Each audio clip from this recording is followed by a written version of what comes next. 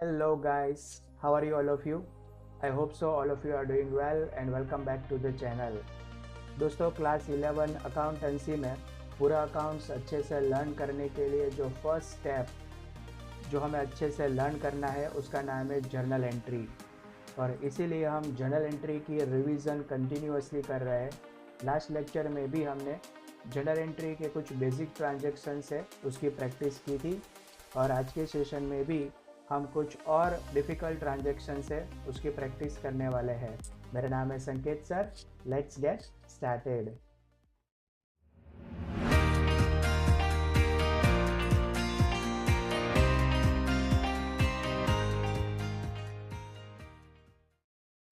तो दोस्तों आप स्क्रीन पर देख सकते हो, हमें क्वेश्चन दिया है from the following transactions right the journal entries in the books of Satish. यानी यहाँ पर हमें सतीश के बिजनेस के कुछ ट्रांजैक्शन है वो दिए हैं और उसको हमें सतीश की बुक में हमें उसकी जर्नल एंट्री है वो करनी है। सो जर्नल एंट्री करने के लिए हम मेरे पास जो फॉर्मेट है वो रेडी है। सबसे पहले हम ये फॉर्मेट को टाइटल दे देंगे। So here we are going to right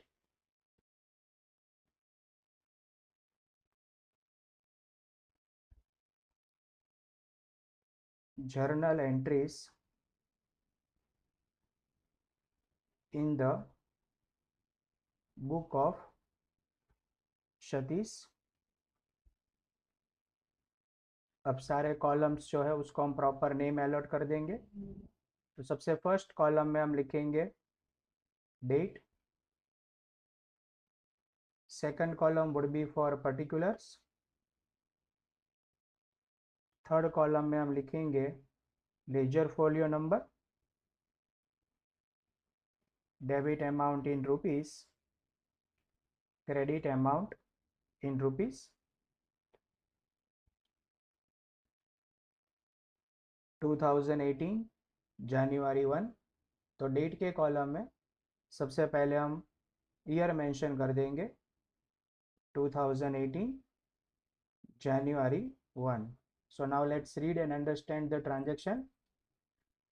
The business owner Satish has commenced the business by introducing cash of rupees 80,000, machinery of rupees 20,000, debtors of rupees 20,000, creditors of rupees 10,000 and with a loan of Raj rupees 40,000. तो transaction में हमें दिया है कि जो business का owner था सतीश, उसने बिजनेस में 80,000 रुपीज़ के कैश, 20,000 रुपीज़ के मशीनरी, 20,000 रुपीज़ के डेटर्स, 10,000 रुपीज़ के क्रेडिटर्स एंड 40,000 रुपीज़ की राज से लोन लेकर बिजनेस है वो स्टार्ट किया। तो सबसे पहले तो स्टूडेंट इस तरीके के जो ट्रांजैक्शन होते हैं उसको बोलते हैं ओपनिंग एंट्रीज, कि जिसमें हमें ऐसा दिया होता है कि बिजनेस का ओनर बिजनेस में few assets, liabilities, cash, stock, ऐसी सारी चीज़ें इंट्रोड्यूस करता है और फिर वो बिजनेस को स्टार्ट करता है। तो इसको हम बोलते हैं ओपनिंग एंट्रीज, राइट। और इसमें भी हमें सिंपली रूल अप्लाई करके जो नॉमिनल अकाउंट, रियल अकाउंट और पर्सनल अकाउंट का रूल है वो रूल अप्लाई करके हमें जर्नल एंट्री है वो करनी है। तो सबसे पहली एस्पेक्ट हम लेंगे कैश। यहाँ पर देखा जाए स्टूडेंट तो बिजनेस में टोटल 1,20,000 रुपीज़ की कैश आई है। कैसे? तो ओनर खुद 80,000 रुपीज़ ला रहा है, एज वेल एज जो राज है उससे हमने 40,000 रुपीज़ की लोन ली है। तो टोटल कैश बिजनेस में आएगा 1,20,000। तो सबसे पहले पर्टिकुलर्स के कॉलम में हम लिख देते हैं cash account debit rupees 1,20,000। Then next aspect होगी मशीनरी जिसकी वैल्यू भी 20,000 है। तो बाद में हम लिखेंगे यहाँ पर कैश के बाद मशीन अकाउंट डेबिट हो जाएगा 20,000 रुपीज से।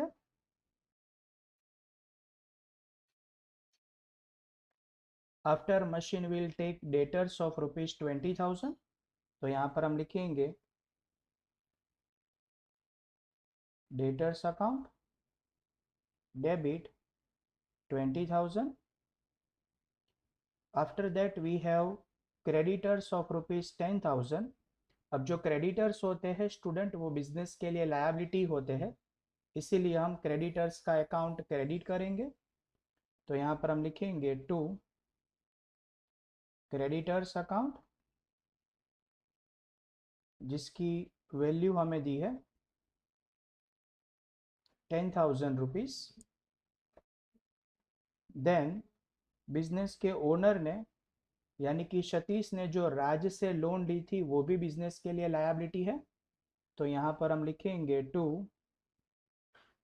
राज लोन अकाउंट, उसकी अमाउंट थी 40,000 रुपीज़, और जो स्टूडेंट्स रिमेनिंग अमाउंट होगी वो हम कैपिटल अकाउंट में क्रेडिट करेंगे। Why capital account? Because all these things are brought by the owner and the value is known as a capital. तो हम सबसे पहले डेबिट साइड का टोटल कर देंगे 1,20,000 प्लस 40,000, तो टोटल होगा 1,60,000, और उसमें से हम क्रेडिट को माइनस कर देंगे, तो डिफरेंस आएगा 1,10,000 रुपीज़। तो कैपिटल अकाउंट में हम लिख देंगे 1,10,000। अब हमें इसका ब्रीफ यानी कि नरेशन लिखना होगा। Being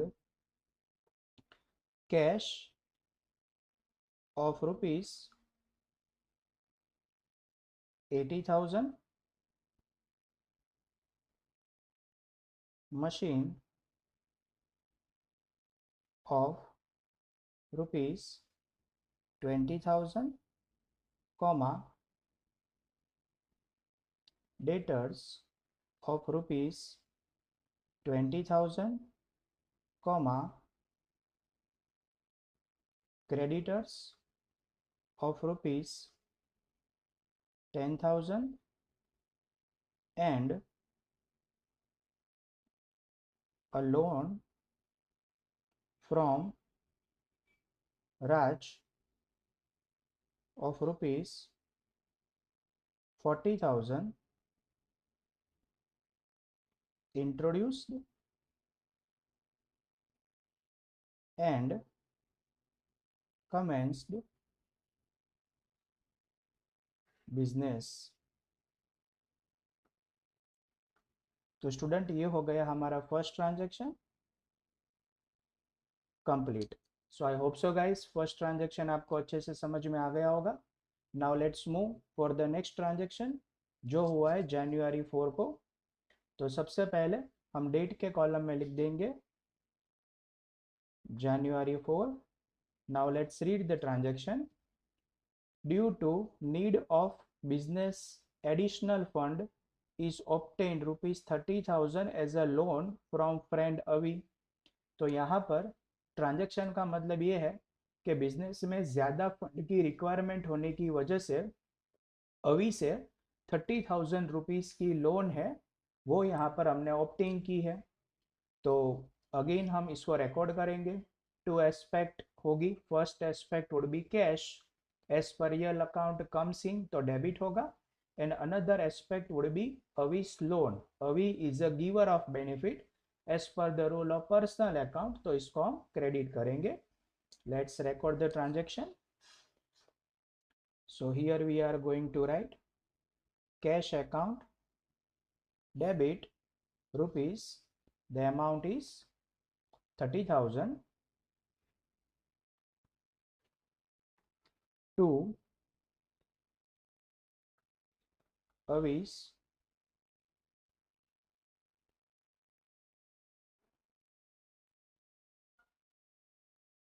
loan account 30,000। नरेशन लिख देंगे being taken a loan of rupees 30,000 from Avi। तो ये from Avi।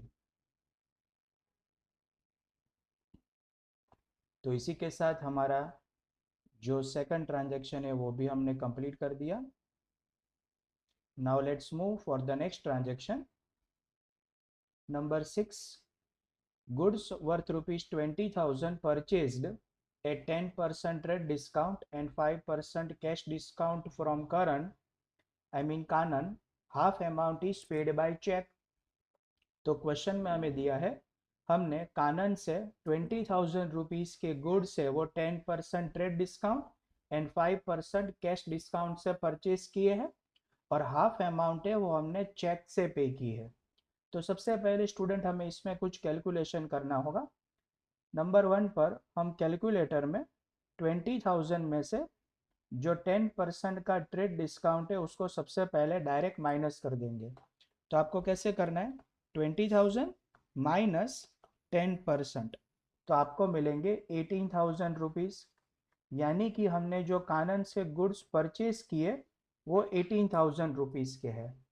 अब यहाँ पर हमें 5% कैश डिस्काउंट दिया है, बट कैश डिस्काउंट उसी अमाउंट पर कैलकुलेट किया जाता है जो हम पेड करते हैं।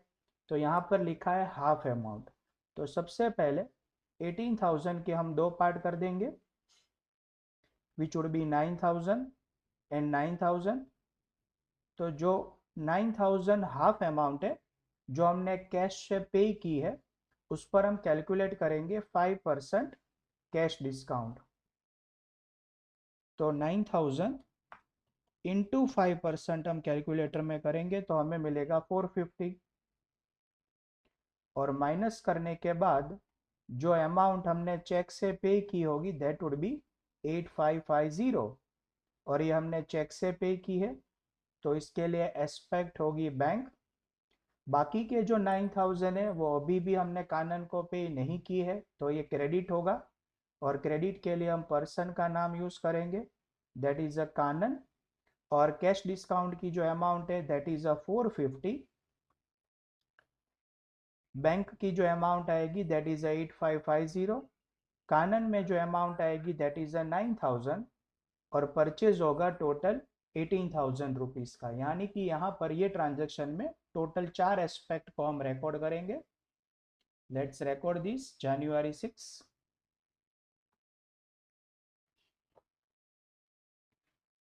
सबसे पहले हम परचेज अकाउंट को डेबिट करेंगे वर्थ रुपीज 18,000। देन नेक्स्ट में हम लिखेंगे Kanan is a giver of benefit, तो Kanan account will be credited by 9,000। देन जो हमने पेमेंट है वो चेक से किया था तो उसके लिए हम लिखेंगे 8550, और द लास्ट वन हमने कानन से गुड्स परचेज किया होगा सो इसीलिए हमें 450 का डिस्काउंट है वो रिसीव होगा, that is a cash discount. तो जब डिस्काउंट हम रिसीव करते हैं तो उसको भी क्रेडिट करेंगे। तो यहाँ पर लिख देंगे fourth aspect to discount account 450। Narration लिख देंगे, being goods of rupees 18,000 purchased from Kanan and paid half amount by check। तो स्टूडेंट ये हो गया हमारा थर्ड ट्रांजैक्शन। सबसे पहले हम अपना जो फॉर्मेट है उसको एक्सटेंड कर देते हैं।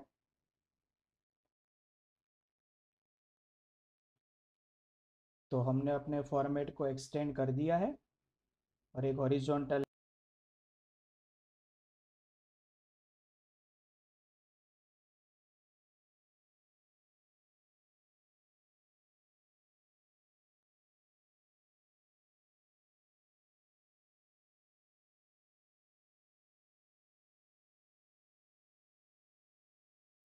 चलिए अब आगे कंटिन्यू करेंगे हम। Next transaction is of January 8। तो सबसे पहले हम डेट के कॉलम में डेट लिख देंगे which is a January 8। So the transaction is goods purchased from Kanan out of which half of the goods sold to Nitya so as to earn 10% profit on selling price। तो student हमें question में ऐसा दिया है कि हमने जो कानन से गुड्स परचेज किए थे ना 18,000 रुपीज के, उसमें से हाफ गुड्स यानी हाफ अगर हम सबसे पहले करें तो 9,000 के गुड्स होंगे, राइट। ये हमारे लिए होगी कॉस्ट प्राइस। और ये गुड्स हमने नित्या को सेल किए, बट कैसे? तो ये देखिए यहाँ पर ये वाला पार्ट आपके लिए बहुत इंपॉर्टेंट है। 10% profit on selling price. 10% profit add करके हमने बेचा, बट वो 10% प्रॉफिट कॉस्ट प्राइस पर नहीं है, वो 10% प्रॉफिट हमें लेना है सेलिंग प्राइस पर। अब द क्वेश्चन इज दैट कि सर सेलिंग प्राइस तो हमारे पास है नहीं, तो हम कैसे कैलकुलेट करें? तो जब भी हमारे पास सेलिंग प्राइस नहीं होगी तो सबसे पहले हम सेलिंग प्राइस को अज्यूम करेंगे। तो चलो हम अज्यूम करते हैं कि सपोज सेलिंग प्राइस है वो 100 रुपीज है। अब वो सेलिंग प्राइस पर जो प्रॉफिट है वो कितने परसेंट था? तो प्रॉफिट था 10%। तो सेलिंग प्राइस अगर 100 हो और उसका 10% हम प्रॉफिट निकाले तो प्रॉफिट आएगा 10 rupees. 10 rupees would be the profit.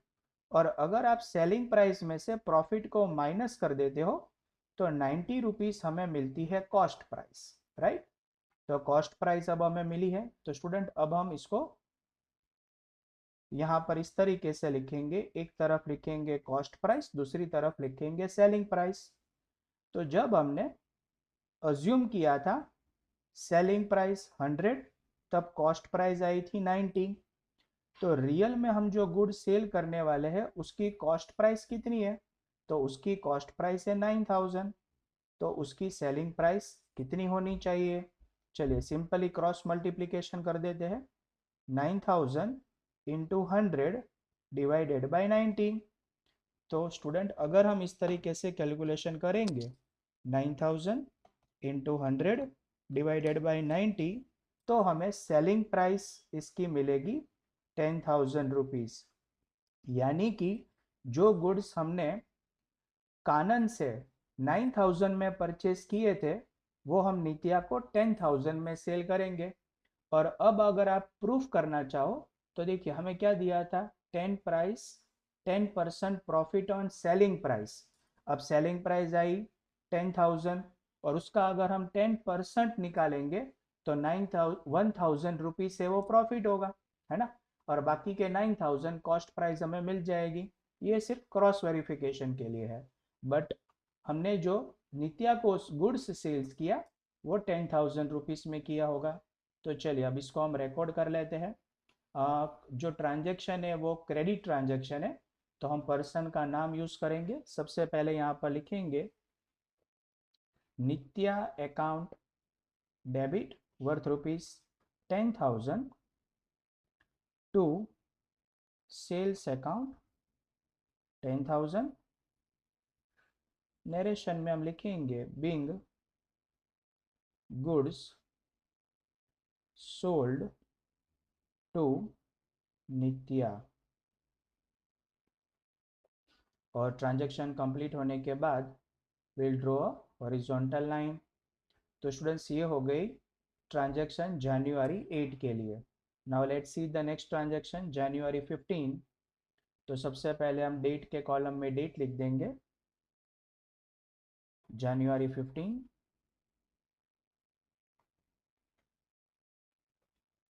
तो स्टूडेंट ट्रांजैक्शन में हमें दिया है goods of 6,000 was return by Nitya which is immediately return to Kanan. यानी कि नित्या ने हमें 6,000 के गुड्स से वो रिटर्न किए, तो हमने नित्या को सेल किया था, तो ये होगा हमारे लिए सेल्स रिटर्न। और वैसे भी स्टूडेंट आपको पता है मैंने लास्ट लेक्चर में बताया था कि रिटर्न के बाद सेल्स वर्ड आए तो वो सेल्स रिटर्न होता है, राइट। तो हम यहाँ पर सबसे पहले इसको रिकॉर्ड कर लेते हैं। सेल्स रिटर्न में goods comes into the business और as per the rule of real account debit what comes in. तो गुड्स कम्स इन हो रहा है इसलिए हम गुड्स यानी कि सेल्स रिटर्न को डेबिट करेंगे। The amount of goods is 6,000 और यहाँ पर नित्या वुड बी अ गिवर, तो हम लिख देंगे टू नित्या अकाउंट। नरेशन में हम लिखेंगे being goods of ₹6,000 return by नित्या।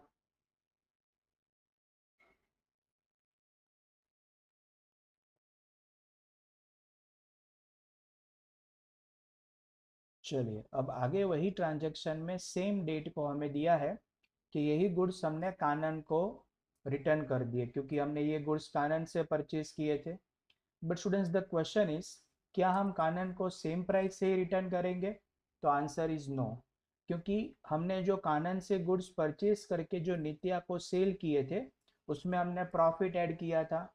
तो अब जब नित्या से गुड्स वापस मिलते हैं और हम जब उसको कानन को रिटर्न करते हैं तो हमें उसमें से अपना प्रॉफिट है वो रिमूव करना होगा। तो स्टूडेंट हम कैसे प्रॉफिट रिमूव करेंगे? तो देखिए हम सिंपल सा कैलकुलेशन करेंगे कि जो गुड्स हमने कानन से 9,000 में परचेज किए थे वो हमने नित्या को सेल किए थे 10,000 में प्रॉफिट ऐड करके। अब नित्या हमें 6,000 के गुड्स रिटर्न करती है, तो उसकी परचेज प्राइस क्या होगी? क्रॉस मल्टीप्लाई कर देंगे, 9,000 is multiplied with 6,000 and the whole is divided by 10,000। तो 6,000 इंटू 9,000 डिवाइडेड बाय 10,000, तो आंसर आएगा 5,400 रुपीज। यानी कि ये गुड्स हम कानन को रिटर्न करेंगे 5,400 में। तो सेम डेट को ही रिटर्न की है, तो हम सेम डेट को ही इसकी एंट्री कर देंगे, जनवरी 15।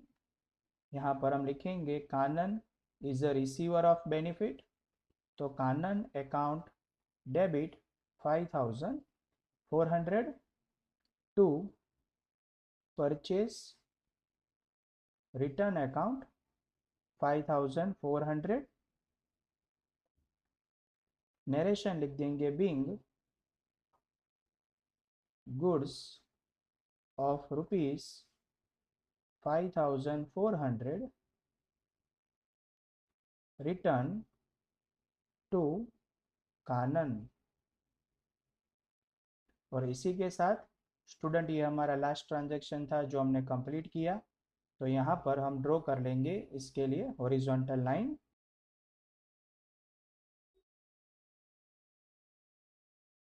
तो फाइनली ये लास्ट ट्रांजैक्शन था जो हमने कंप्लीट किया। सारे ट्रांजैक्शन को रिकॉर्ड कर लेने के बाद स्टूडेंट हमें दोनों साइड का टोटल करना होगा, और इसके लिए हम सबसे पहले कुछ नेसेसरी लाइन से वो ड्रॉ कर लेंगे।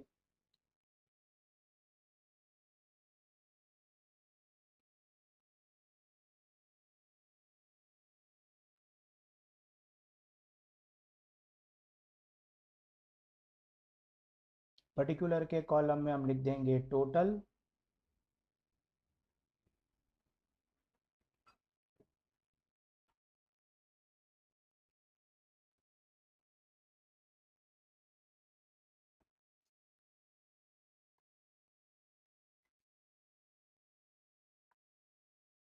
Now with the help of calculator हम टोटल करेंगे स्टूडेंट्स। तो सबसे जो पहली जनरल एंट्री थी उसका टोटल हो रहा है 1,60,000